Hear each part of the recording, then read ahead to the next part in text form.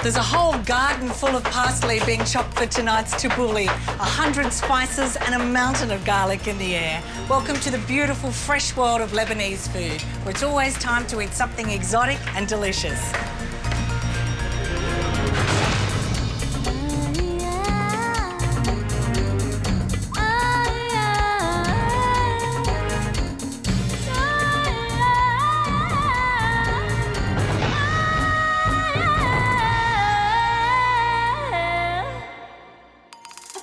Join our food safari to learn the secrets of making the freshest tabouli.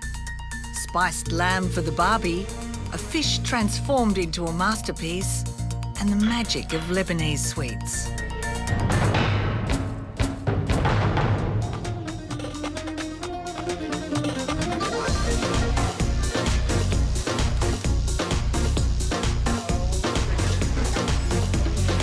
Lebanese food has a refreshingness, a sourness to it, lots of yogurt, lots of lemon, coriander, mint, parsley. It's a very generous cuisine. It's a land of hospitality, so you just don't walk away hungry at all. Greg Malouf has made his mark on the Australian restaurant scene with the flavours of his Lebanese heritage. He's written 3 highly acclaimed books, gained thousands of devotees who've eaten at his restaurants, and travels every year to the Middle East for inspiration. What essentials do I need? First up, burgul, or cracked wheat, burgul. Very important, you know, obviously with tabouli and kibbe. Hopefully you're familiar with kibbe. It's almost the national dish of Lebanon. Tahini is a must. Most tips contain tahini in some form. And tahini's a sesame seed? Sesame paste, yeah. If I'm going to talk about good tahini as opposed to ordinary tahini, then you might have to buy Lebanese tahini. Whipping yogurt into tahini, a little bit of crushed garlic with salt, and also lemon juice. The tahini will thicken up the yogurt. What do you call that? I call it Malouf's very quick tahini dip. It's a very simple thing to make. Spices in Lebanon are used with a lot of restraint. You know, things like allspice, cinnamon, and cumin. When we use those spices, we use them with restraint. Now, sumac is it's a dried berry or part of a berry, and it's really quite sour. It's got a little bit of saltiness about it, and it's used in salads. How do beans and pulses fit into Lebanese cuisine? A major staple. We've got some chickpeas over here. These look gorgeous too. Look how light. These are 9mm, I bet. And also the colour of a chickpea. These are nice and light. It tells me that they're going to be nice and creamy as well.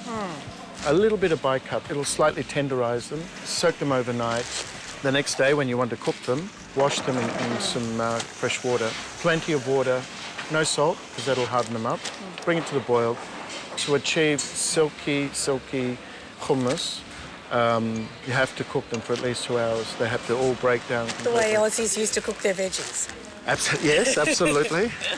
It's all about getting that ratio right, because too much tahini, it becomes incredibly thick and becomes overpoweringly nutty. Maybe every proper Lebanese mother would make yogurt or laban probably 2-3 times a week. And then from that she'd make labne, which is a yogurt cheese, which is my absolute favourite. And as a kid, all I would remember would be yogurt hanging in cloth all over the house, whether it be in the laundry, over the sink, the shower recess, or in the kitchen. Tell me, you called it a cheese, but in fact it's strained yogurt, isn't it? With strained yogurt, yeah, the excess liquid drains out of the cloth, so you're just left with this incredibly thick, lush yogurt. So not a day goes by in a Lebanese household where yogurt's not used? If I don't get yogurt at least every second day, I'm ill. Something's wrong. Dear, you haven't had yogurt yet today. Well, it's early. It's very early.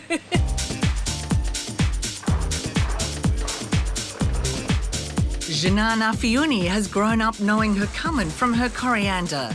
Her family runs a nut roasting business, spice and grocery emporium. Nuts is something that you've got to have in your pantry. When visitors come over, The first thing that you do is put some nuts on the table in front of them to say, you're welcome to my house. Wow, and nuts also used in recipes as well? Yes, definitely. Walnuts, almonds and pine nuts. You toast them with a little bit of olive oil or butter and you pour them over rice, over fish. Wow, so for added crunch and texture on top of things. That's right, yeah. Baharat here, what we have here, is something that we use in most of our dishes. And it's a combination of different spices. The other spice mix that you would find in every Lebanese household's pantry is za'atar, a beautiful blend of some sumac, thyme and roasted sesame seeds. Add some olive oil, beautiful dipping bread, and just have it as a little bit of a, you know, snack or mezza.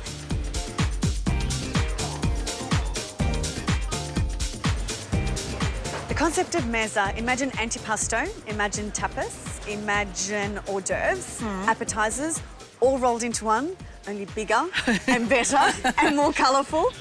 There are signature dishes in mezza. You've got your labneh, you've got your sausages, you've got your fattoush, bit of tabouli, hummus, baba ganoush, and I can go on and on. And everyone just sits around the table. And it's about bringing everyone together, really. And you sit down and you eat. That's what it's all about. It's about eating and getting along and bonding.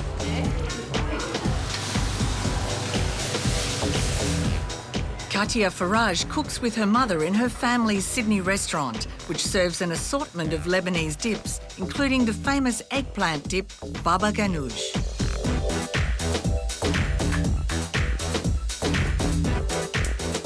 So this is the best way to get the smoky flavour, is it? Yeah, exactly. You have to let it burn. As you can see now, the skin, That's really tough, really, isn't it? tough. Straight away, you just soak it in cold water, so it cools down. It's not pretty, is it? No, it's not pretty. And then you can peel it. I'm just gonna pour it in there. Get some tahini on it. And some lemon. And some salt. And garlic.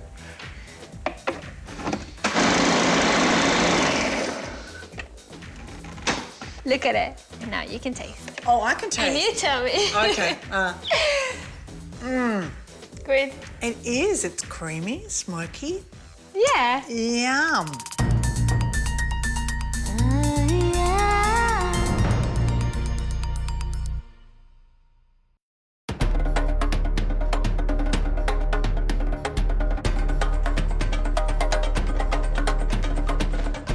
If there's one main staple, it's bread. To an untrained eye and palate, it's all flatbread. But Lebanese people cross town for their favourite bakery and buy many, many loaves. How it's made is a revelation.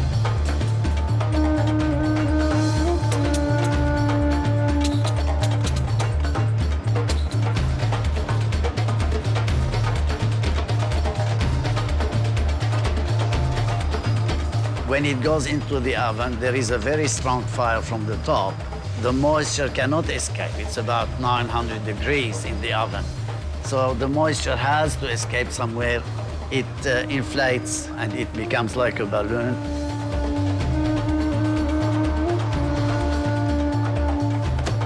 Elias, how is bread used in Lebanese cuisine? You know, you can't have Lebanese food without Lebanese bread. That's part of the Lebanese table. We don't use much cutlery and, you know, we dip our finger, we take the bread, break it, and, you know, when you do that, you are connected to the food, you know. And would you eat Lebanese bread at every meal? Every meal, definitely.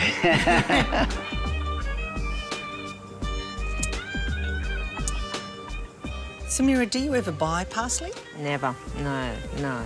Because they're bigger and thicker, the ones that you buy from the Yeah, shops. this But when is you grow your own, beautifully yes, soft. nice and fresh, yeah. Samira Saab is a member of a large food-loving family who are dedicated to using the best, freshest herbs for their salads.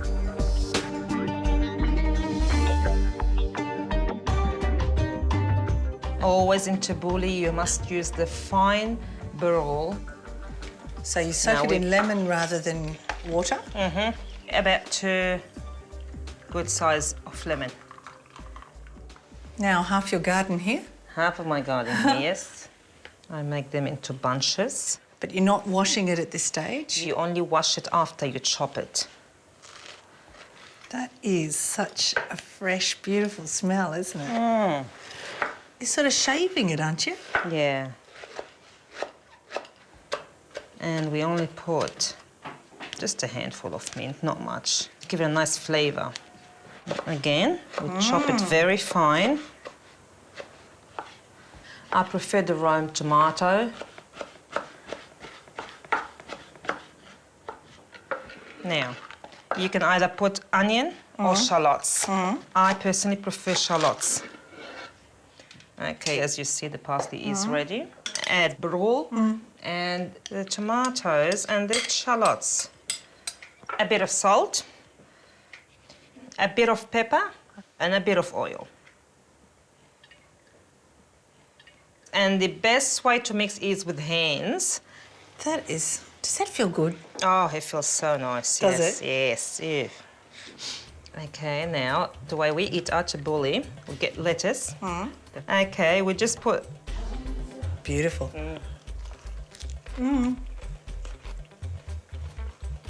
Oh, God. Wow. You know what? I eat that every day and I still say wow. It is really good. It is really, really good.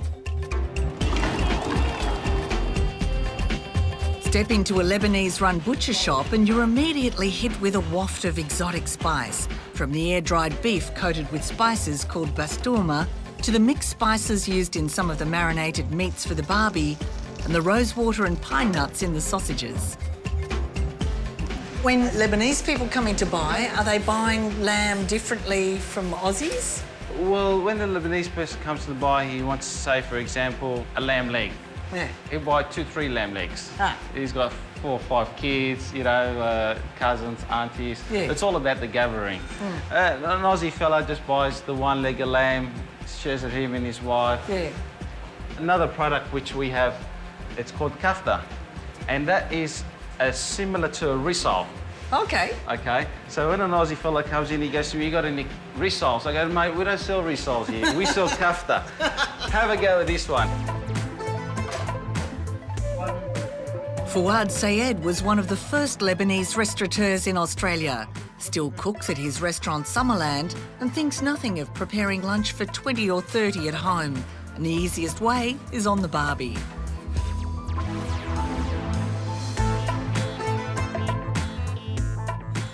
Put parsley in it. This one got to be very fine.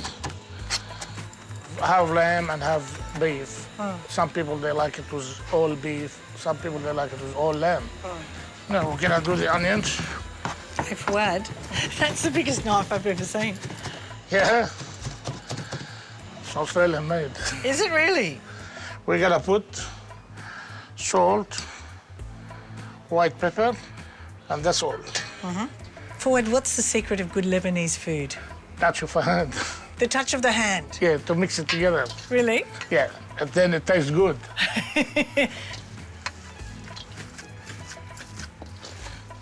Whoa. Wet hands? Yeah.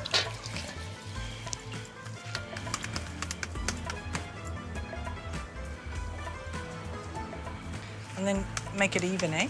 Yeah.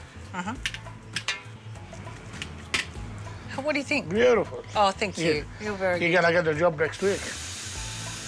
Oh, Start coming up. Look. See, they're coming. They're that's coming. nice. Beautiful, man.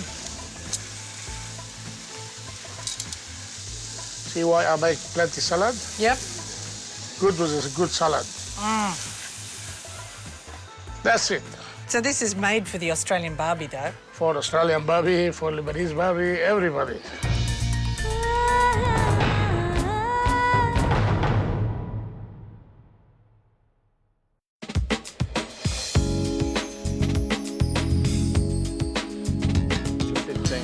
Chef Greg Malouf loves the simplicity of Lebanese seafood and combines exotic flavours with a beautiful, fresh, whole Tasmanian salmon. I just want to give it a light seasoning. Olive oil. Just a little bit of... Almost looks like Arabic writing there, Greg. Oh, thank you. Anoint him. Yes. More Arabic writing. Just wrap it up like in a fish and chip shop. That's nice. So we're cooking it in the centre of the oven. Ideally 20 minutes on one side. And then flip it over another 20 minutes. We need to make a yogurt tahini sauce. This is wonderful new seasoned garlic, so we want to crush that so it's incredibly fine.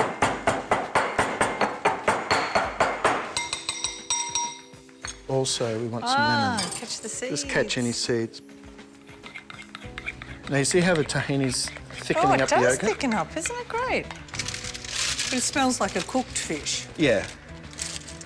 You feel it there, there's a little bit of give. This is pretty good. I'm pretty happy with this. The salmon is perfectly cooked, and for better presentation, Greg gently scrapes the fish to reveal it in all its rosy glory. Perfect.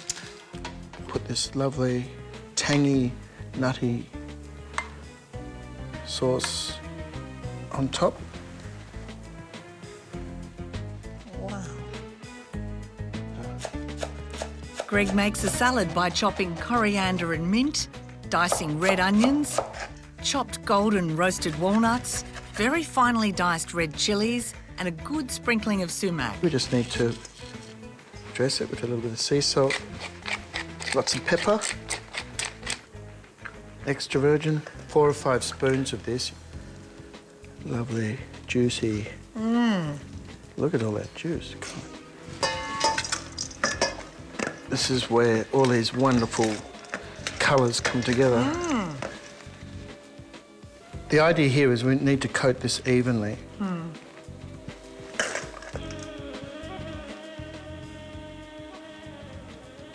then we just tidy it up.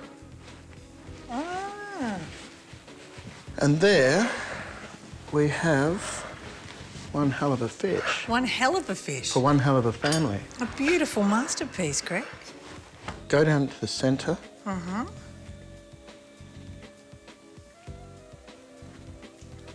That's how easy it is to portion up. Wow. That's a beautiful colour. And this is actually what we're aiming for. You see how nice and moist that is? Beautiful. Oh, God. That is unbelievable. It is absolutely stunning. Thank you. You so much. Pleasure.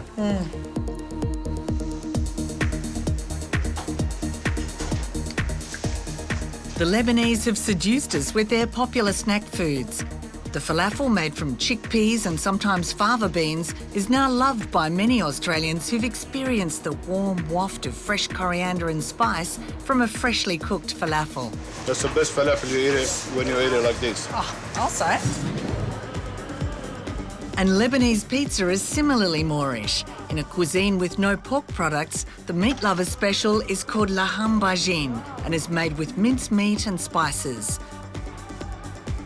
Or there's the fragrant spice mix za'atar, mixed with olive oil, which makes a brekkie favourite called manouche. We usually put some tomatoes, fresh tomatoes, a bit of fresh mint, some onion. You have seedless olives. That Olives is to the seeds. beautiful. Lebanese brekkie.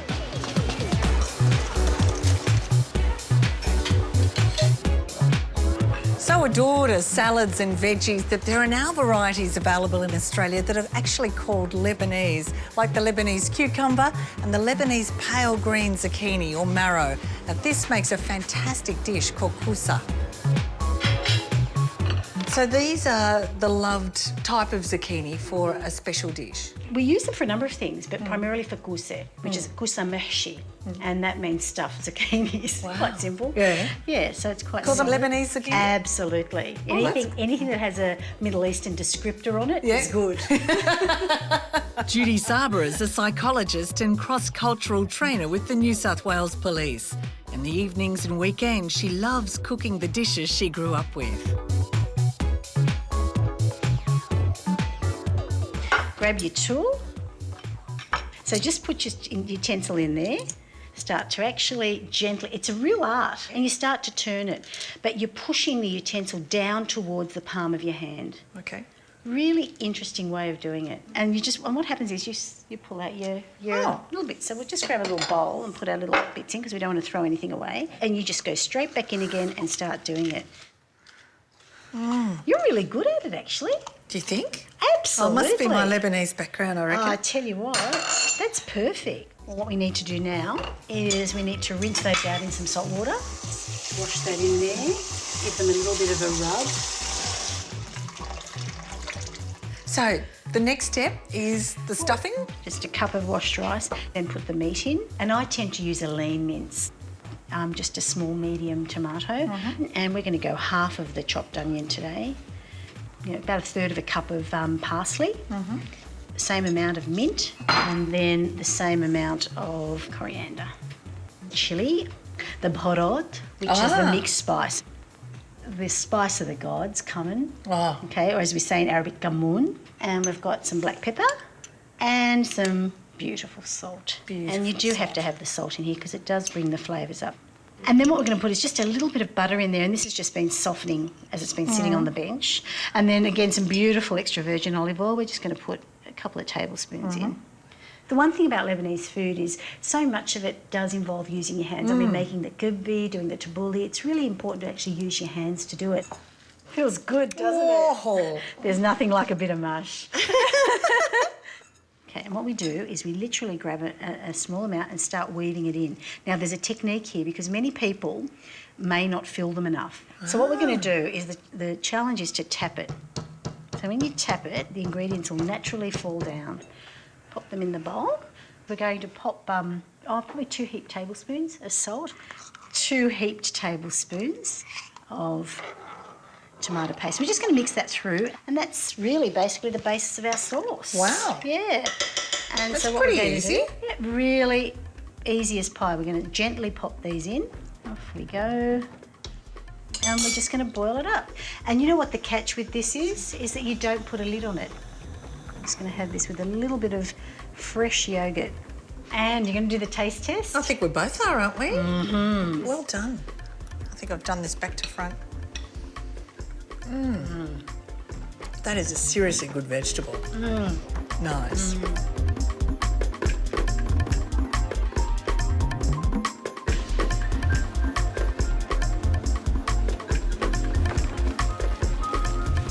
Sweets traditionally don't end a meal, but rather punctuate the spaces in between meals. And in keeping with the generosity and abundance of Lebanese food, everything's on a massive scale.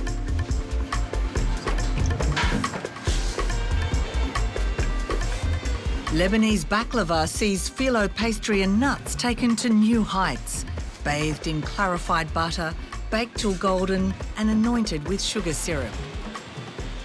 One unique ingredient for sweets is a form of clotted cream called ashtar, made by skimming the top of boiling milk. The result is dense and delicious.